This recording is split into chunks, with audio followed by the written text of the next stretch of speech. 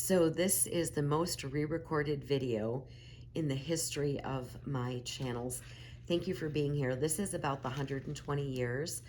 I had recorded it, but then I had to delete it. There was something that I said that wasn't accurate. And then, as you can hear in my voice, lo and behold, there was this lovely virus that I obtained. And I've not been able to speak very well. So I wanted to bring this to you sooner. I just couldn't hardly speak to be able to re-record it. So what I want to share with you is the passage. Even though it sounds like I've been smoking cigarettes, this is a lovely virus that I hope and pray will pass soon. It has been actually awful, I must say. All right, so I want to share this passage from Genesis 6:3. It says this, "And the Lord said, My spirit shall not strive with man forever, for he is indeed flesh, yet his days shall be 120 years.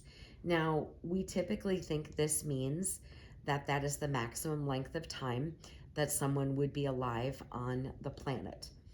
And I want to share what I heard about this passage, though. I heard something different. What I heard was that this was the length of time that it took for Noah to build the ark. So I wanted to see, is that true? Now, the gentleman that I heard it from, if I said his name, you probably would know him. He's said some other things before that weren't accurate, but I thought maybe he knows about this. So I wanted to look it up. So let's look at what the scriptures say and see if we can figure out if that is true. So in Genesis 5, verse 32, it says this, "And Noah was 500 years old, and Noah begat Shem, Ham, and Japheth." So assuming they're not triplets, 500, 501, 502. So we know that Noah is 500 when his children are born. We also know that he's 600 when the floodwaters come. So right there, there's 100 years. The math just doesn't work for it to be 120 years for the building of the ark. It tells us in Genesis 7, verse 6, it says this, "Noah was 600 years old when the floodwaters were on the earth." And then it tells us in 7:11, "In the 600th year of Noah's life, in the second month, on the 17th day of the month, on that day all the fountains of the great deep were broken up, and the windows of heaven were opened, and the rain was on the earth 40 days and 40 nights.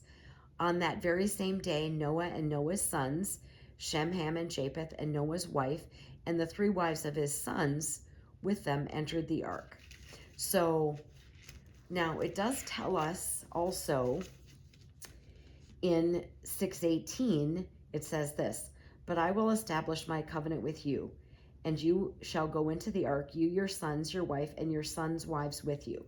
So we don't know specifically the age of his boys when God gives this command to build the ark, because after it tells us that Noah was 500, it goes on to say, "Now it came to pass." So it's a sequence of events. It's Noah's has his sons at 500. Now it came to pass. It's written in a way that it would be chronological. But when God gives the command, it's possible that the boys are not old enough to be married. They could be 8, they could be 10, they could be 15. Maybe they're not married yet. Maybe some are, some aren't. We don't know. It does not tell us. God could be giving the command to Noah, that telling him that his sons will have wives and those wives will be saved as well, because it doesn't really tell us. It just says your sons' wives. Could be during the building of the ark that his sons are married. It could be. We don't know. It doesn't really tell us. But I don't think that scripture supports it being 120 years to build the ark, especially since it says that Noah's 500 and then he's 600 when the floodwaters come. And that's only 100 years in there. Nowhere scripturally can we see that it says that it took 120 years to build the ark. Armor up, we ride at dawn. May God bless you as always. Have a great day.